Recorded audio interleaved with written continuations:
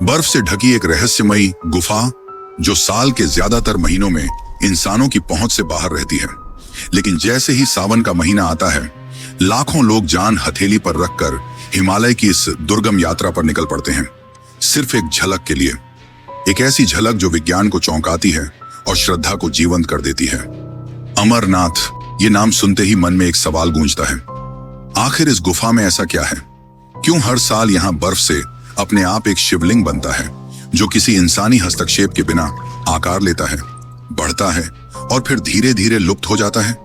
क्या ये कोई प्राकृतिक चमत्कार है या कोई दिव्य संकेत?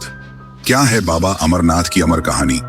माना जाता है कि इस गुफा की खोज एक मुस्लिम चरवाहे ने की थी, पर क्या यह सच है या इतिहास बदलने की कोशिश? माना जाता है कि यही वो स्थान है जहां स्वयं भगवान शिव ने पार्वती को वो कथा सुनाई थी जो किसी भी इंसान को अमर बना सकती है। लेकिन फिर सवाल उठता है, अगर वो कथा अमृत की थी तो क्या वह आज भी किसी रूप में मौजूद है? क्या वह ज्ञान किसी ने सुन लिया था? और अगर हाँ, तो कौन था वो जो आज भी जीवित है? लोक कथाएं कहती हैं कि 2 कबूतर उस गुफा में कथा के दौरान मौजूद थे। स्थानीय लोगों का दावा है कि गुफा में एक सफेद कबूतरों का जोड़ा रहता है जो कभी नहीं मरता। 2015 में एक यात्री ने वीडियो बनाया जिसमें 2 कबूतर गुफा के अंदर बैठे दिखे। अमरनाथ की यह गुफा साल में केवल 2 महीने के लिए ही खुलती है और बाकी के 10 महीने बंद रहती है। लेकिन जब यह 10 महीने के लिए बंद होती है तो गुफा के अंदर ऐसा क्या होता है कि वहां इंसानों का जाना मना है? क्या वाकई इस गुफा में कोई दैवीय शक्ति छुपी हुई है? क्यों विज्ञान आज तक इस बर्फ के शिवलिंग के रहस्य को नहीं सुलझा पाया? और क्या यह गुफा कैलाश पर्वत या फिर पाताल लोक से जुड़ी हुई है? और क्या है शेषनाग झील का रहस्य? तो चलिए चलते हैं अमरनाथ की इस यात्रा पर। लेकिन उससे पहले अगर आप चैनल पर नए हैं तो वीडियो को लाइक करके चैनल को सब्सक्राइब जरूर कर लें और कमेंट में लिखें हर हर महादेव। अमरनाथ सिर्फ एक गुफा नहीं बल्कि हजारों वर्षों की आस्था, श्रद्धा और रहस्य से जुड़ी एक अद्भुत कथा है। जम्मू कश्मीर की राजधानी श्रीनगर से लगभग 135 किलोमीटर उत्तर पूर्व में स्थित यह पवित्र गुफा समुद्र तल से करीब 13,600 फीट की ऊंचाई पर स्थित है। यहाँ पहुंचना कोई आसान काम नहीं है। ऊबड़-खाबड़ रास्ते, ठंडी हवाएं, पत्थरों से ढके पहाड़ और हमेशा बना आतंकियों का डर। लेकिन जो लोग यहाँ पहुंचते हैं उन्हें लगता है जैसे उन्होंने जीवन का सबसे बड़ा सत्य छू लिया हो। अमरनाथ गुफा बाहर से जितनी साधारण दिखती है, भीतर से उतनी ही दिव्य है। करीब 19 मीटर अंदर तक जाती इस गुफा की चौड़ाई लगभग 16 मीटर और ऊंचाई 11 मीटर है। लेकिन इसका सबसे बड़ा चमत्कार या यूं कहें कि सबसे बड़ा रहस्य है यहाँ हर साल अपने आप बनने वाला बर्फ का शिवलिंग। ये कोई मूर्ति नहीं, न ही किसी इंसान द्वारा बनाई गई कोई आकृति। यह है स्वयंभू हिमानी शिवलिंग जो पूरी तरह प्राकृतिक है। और यही कारण है कि इसे केवल एक शिवलिंग नहीं बल्कि शिव की जीवित उपस्थिति का प्रमाण माना जाता है। यह शिवलिंग सावन के महीने में बनना शुरू होता है, यानी कि आषाढ़ पूर्णिमा से लेकर रक्षाबंधन तक की अवधि। जैसे जैसे चंद्रमा बढ़ता है वैसे वैसे यह शिवलिंग भी आकार लेता है। श्रावण पूर्णिमा को इसका आकार अपने चरम पर होता है, करीब 10 फुट ऊंचा। और फिर जैसे जैसे चंद्रमा घटता है शिवलिंग भी धीरे धीरे विलीन होने लगता है। चमत्कार की बात तो यह है कि यह बर्फ ठोस होती है, इतनी ठोस कि वर्षों तक जमा रहे, जबकि गुफा की बाकी बर्फ नरम होती है जो हाथों पर रखते ही घुल जाती है। गुफा के भीतर से पानी की बूंदें टपकती हैं।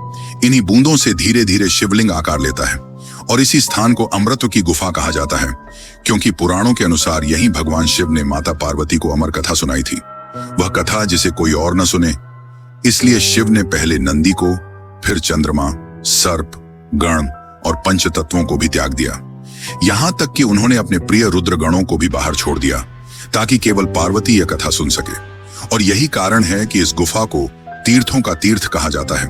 यह केवल एक धार्मिक स्थल नहीं, यह एक अनुभव है जो आपको जीवन, मृत्यु और पुनर्जन्म की गहराई से परिचित कराता है।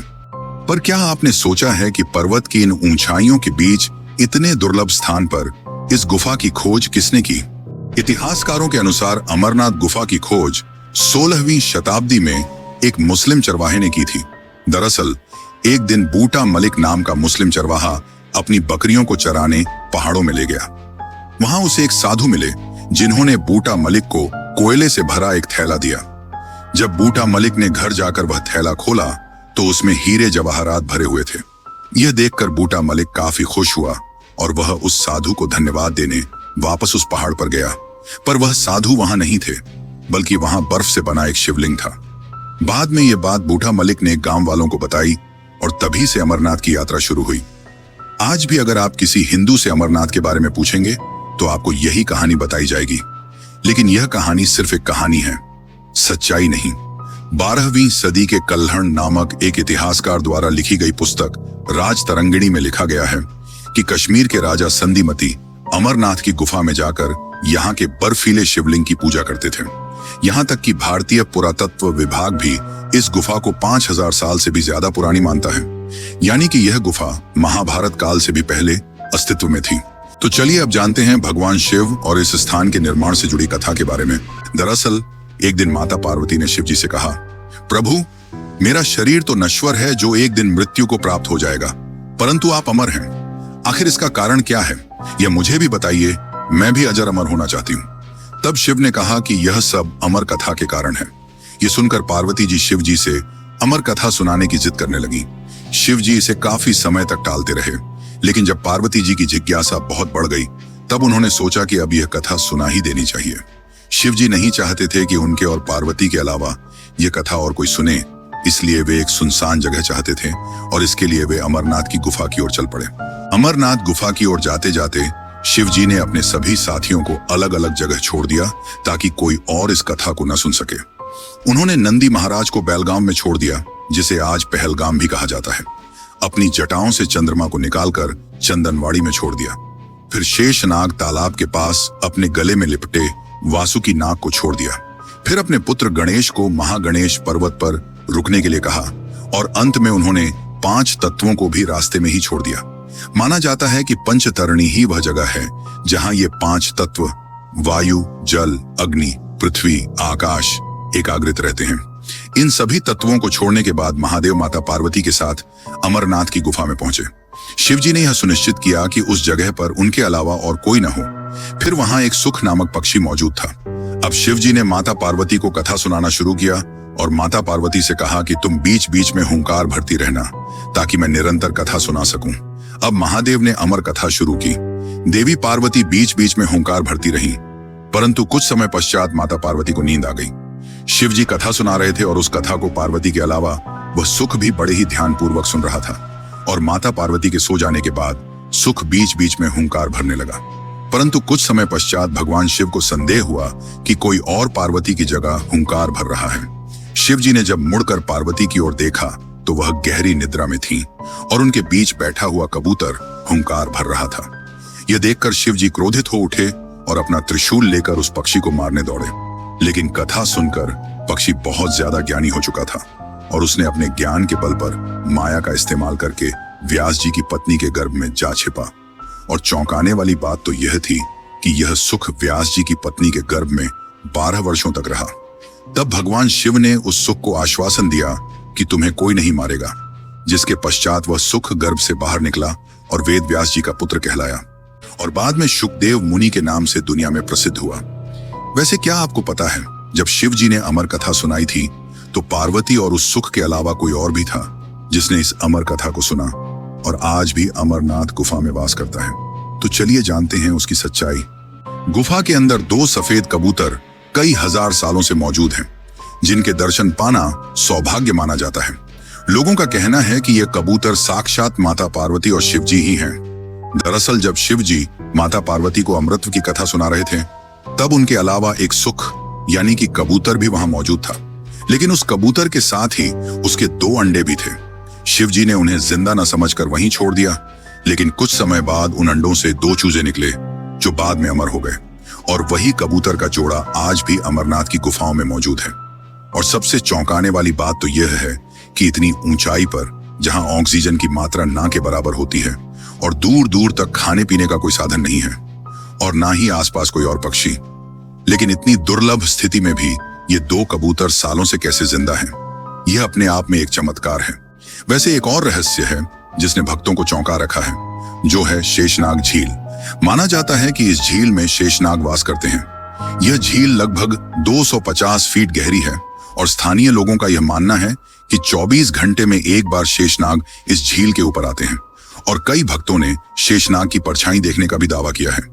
जैसा कि मैंने पहले बताया था कि भगवान शिव ने गुफा में जाने से पहले अपने सभी साथियों को रास्ते में ही छोड़ दिया था। उन्होंने जाते वक्त शेषनाग को इस झील में छोड़ दिया था और उन्हें आदेश दिया था कि वे ध्यान रखें कि कोई भी इस झील के आगे ना आ सके। चारों ओर पहाड़ियों और पर्वतमालाओं से घिरा हुआ यह झील काफी खूबसूरत लगता है और अमरनाथ आने वाले भक्तों के आकर्षण का एक मुख्य कारण है। लेकिन अमरनाथ में भक्तों और विज्ञान को भी आकर्षित करने वाली मुख्य चीज है यहाँ की स्वयं निर्मित शिवलिंग, जिसने सबको चौंका रखा है। और क्यों? हर बार इसका आकार बिल्कुल शिवलिंग जैसा ही होता है। इसका आकार भी चंद्रमा के घटने बढ़ने के साथ बदलता है। जैसे जैसे पूर्णिमा आती है, शिवलिंग अपने पूर्ण आकार में आ जाता है और अमावस्या के बाद धीरे धीरे छोटा होता जाता है। यह सब कुछ एक दिव्य गणना जैसा लगता है, जैसे कोई अदृश्य शक्ति हर बूंद की दिशा तय कर रही हो। कोई पुजारी, कोई मूर्तिकार, कोई मशीन नहीं, फिर भी हर साल एक ही आकृति बनती है, एक ही स्थान पर। इसीलिए यह कहना अतिशयोक्ति नहीं होगी कि अमरनाथ गुफा में बनने वाला हिमलिंग सिर्फ एक प्राकृतिक घटना नहीं, बल्कि एक दैवीय संकेत है। एक ऐसा संकेत जो हमें बार बार याद दिलाता है कि भगवान शिव यहाँ सिर्फ विराजते नहीं, बल्कि स्वयं प्रकट होते हैं। यही कारण है कि लाखों लोग कठिन से कठिन यात्रा तय कर, बर्फीले तूफानों और ऊंचे पहाड़ों को पार कर इस गुफा तक पहुंचते हैं, क्योंकि वे यहाँ किसी मूर्ति को नहीं, खुद भगवान को साक्षात देखने आते हैं।